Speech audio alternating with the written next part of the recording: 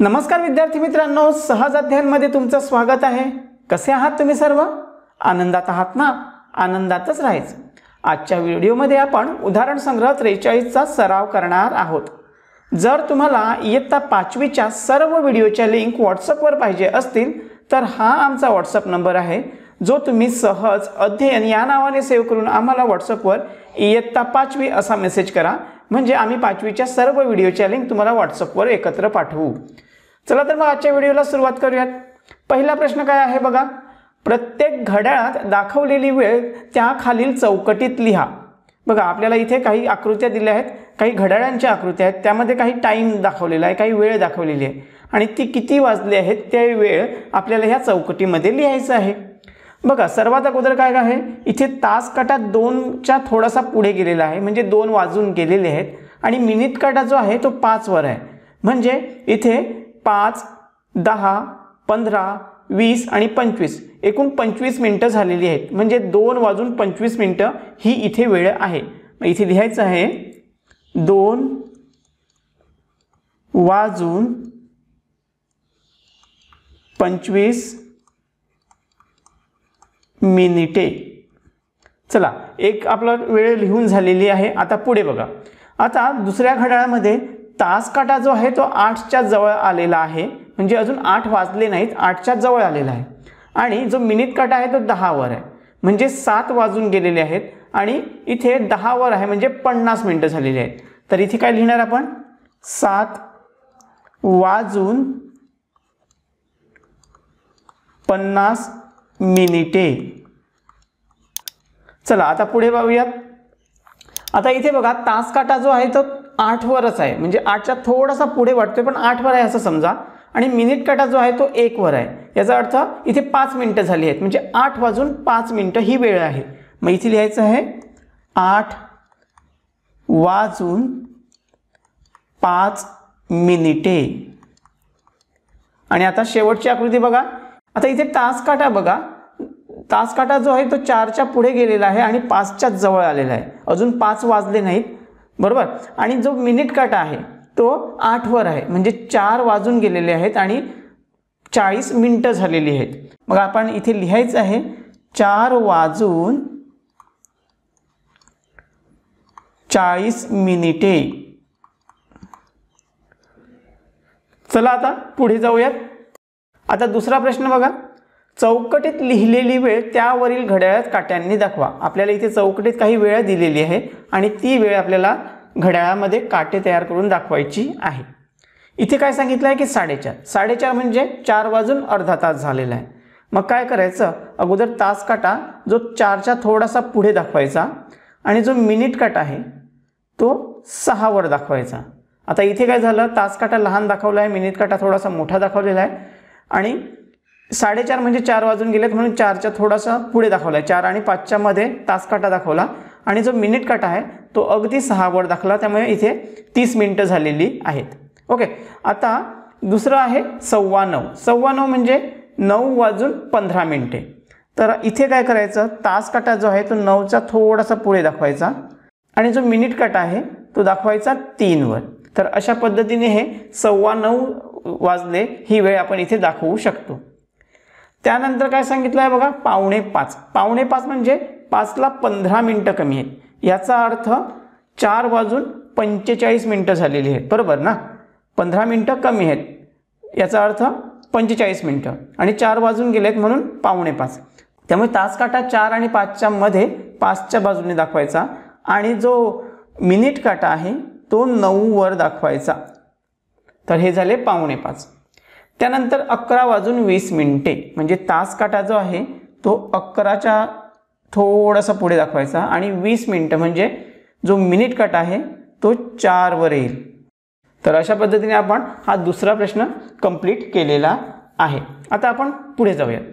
आता तिसरा प्रश्न बघा काय आहे, नाशिकहून पहाटे 5 वाजता निघालेली बस पुण्याला त्याच दिवशी 10:30 वाजता पोहोचते, तर या प्रवासात किती वेळ लागतो? आपल्याला किती वेळ लागतो हे शोधायचं आहे। अशा प्रकारचा जेव्हा प्रश्न असतो तेव्हा काय करायचं, तर जी पोहोचण्याची वेळ असते त्यामधून निघण्याची वेळ वजा करायची। मग इथे लिहून घेऊया, अगोदर पोहोचण्याची वेळ लिहूयात। तर इथे बस पोहोचली. किती वाजता पोहोचली? तर बघा इथे काय सांगितलं आहे की सकाळी 10:30 वाजता. आता 10:30 म्हणजे काय? 10:30 ती बस पोहोचली. मग ती बस निघाली किती वाजता? सकाळी 5 वाजता. मग इथे लिहायचं आहे बस निघाली आणि तो वेळ होता सकाळी 5 वाजता, त्यामुळे 5 आणि इथे 00. आता काय करायचं? ह्याची वजाबाकी करायची. बघा काय होईल? 0तून 0 गेले राहिले 0, 3तून 0 गेले राहिले 3, त्यानंतर इथे बघा 10तून 5 गेले राहिले 5. म्हणजे आता आपल्याला वेळ मिळालेला आहे 5 तास 30 मिनिटे. मग आपण इथे लिहून घ्यायचं आहे म्हणून प्रवासास 5 तास 30 मिनिटे इतका वेळ लागला. चला आपला तिसरा प्रश्न इथे झालेला आहे. आता आपण चौथ्या प्रश्नाकडे जाऊया. चौथ्या प्रश्नामध्ये काय सांगितलं आहे बघा की रात्री 9:15 वाजता सुरू होणारे नाटक वीज गेल्यामुळे अर्धा तास उशिरा सुरू झाले. म्हणजे ते नाटक किती वाजता सुरू झाले? आता बघा उशिरा सुरू झालं म्हणजे वेळ वाढलेला आहे. आता जेव्हा वेळ वाढला याचा अर्थ काय? आपल्याला इथे बेरीज करावी लागेल. मग काय करायचं? जे सुरू होण्याचा वेळ होता त्यामध्ये जो उशिराचा वेळ आहे तो मिळवायचा, त्याची बेरीज करायची. तर इथे लिहून घ्यायचं आहे नाटक सुरू होण्याचा वेळ काय सांगितलं आहे इथे? 9:15 वाजता. 9:15 म्हणजे 9:15. मग इथे लिहायचं आहे 9:15. आणि उशीर किती झाला आहे? अर्धा तास. मग इथे लिहायचं आहे उशीर जो आहे अर्धा तास. अर्धा तास म्हणजे 0 तास 30 मिनिटे.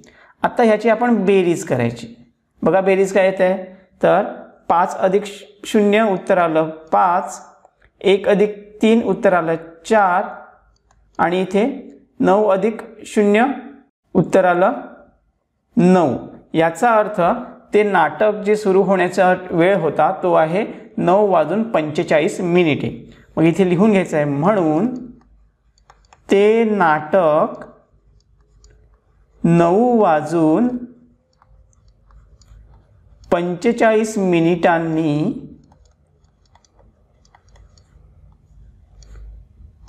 सुरू झाले. तर इथे आपला चौथा प्रश्न झालेला आहे. आता आपण पाचवा आणि शेवटचा प्रश्न पाहूया. इथे काय सांगितलेलं आहे बघा. मुंबईहून रात्री 10:15 निघालेली रेल्वे नागपूरला दुसऱ्या दिवशी दुपारी 1:40 पोहोचली. तर या प्रवासात किती वेळ लागला? आता बघा इथे जर आपण विचार केला की पहिल्या रात्री 10:15 निघालेली रेल्वे दुसऱ्या दिवशी दुपारी 1:40 पोहोचली.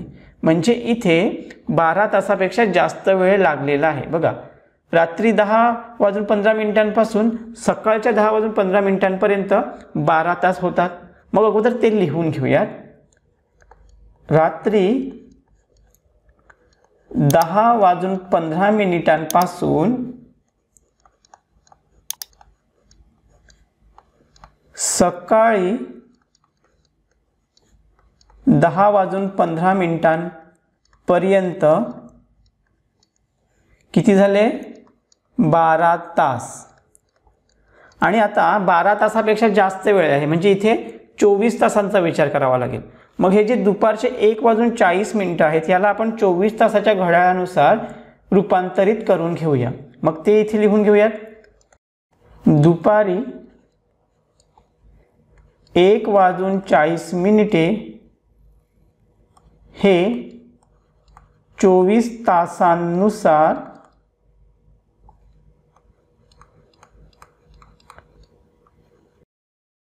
आता हे किती होतील बघा. दुपारचे 1 कधी वाजतात? दुपारचे 12 वाजून गेल्यानंतर दुपारचे 1 वाजतात. म्हणजे 12 नंतर 1 13 झाले. तर इथे लिहिले 13 आणि ही 40 मिनिटं जशीच्या तशी. म्हणजे हे दुपारचं 1:40 ह्याचाच अर्थ 13:40. आता इथे काय करायचं, हे जे दुपारचे 13:40 आहेत त्यामधून सकाळचे 10:15 वजा करायचे. मग इथे लिहून घ्यायचं, म्हणून दुपारचे 13:40 आणि सकाळचे 10:15 यांची आपण वजाबाकी करायची आहे. बघा इथे काय होणार, शून्यातून 5 जात नाहीत, मग इथे आले आपण 1 घेतला त्यामुळे 10 झाले, तर 10तून 5 गेले राहिले 5. त्यानंतर 3तून 1 गेला राहिले 2 आणि इथे 3तून 0 गेलं राहिले 3. 1तून 1 गेला राहिलं 0, ते नाही लिहिलं तरी चालेल. म्हणजे इथे किती वेळ मिळाला आपल्याला, इथे हा 3 तास 25 मिनिटं इतका वेळ मिळाला. मग आपण काय करायचं, हे 12 तास आणि हे 3 तास 25 मिनिटं यांची बेरीज करायची. म्हणून हे 12 तास आपण अशा पद्धतीने लिहूयात आणि अधिक 3 तास 25 मिनिटे यांची बेरीज करायची आहे. बघा किती होणार, 0 अधिक 5 उत्तर आलं 5, 0 अधिक 2 उत्तर आलं 2, त्यानंतर इथे 2 अधिक 3 उत्तर आलं 5 आणि हा 1 जसाच्या तसा आला. म्हणजे एकूण जो वेळ लागला तो आहे 15 तास 25 मिनिटे. मग आपण इथे लिहून घ्यायचं आहे, म्हणून या प्रवासास 15 तास 25 मिनिटे इतका वेळ लागला. तर बघा विद्यार्थी मित्रांनो, अशा पद्धतीने आपला उदाहरण संग्रह 43 कंप्लीट झालेला आहे. जर तुम्ही अजूनपर्यंत आपल्या चॅनलला सबस्क्राईब केलं नसेल तर आठवणीने सबस्क्राईब करून घ्या. आणि जर इयत्ता 5वीच्या सर्व व्हिडिओच्या लिंक तुम्हाला व्हॉट्सअपवर पाहिजे असतील तर आमच्या व्हॉट्सअप नंबरवर इयत्ता 5वी असा मेसेज करा. चला तर मग आजचा व्हिडिओ मी इथेच संपवतो. भेटूयात आपण पुढील व्हिडिओमध्ये. तोपर्यंत काळजी घ्या. थँक्यू.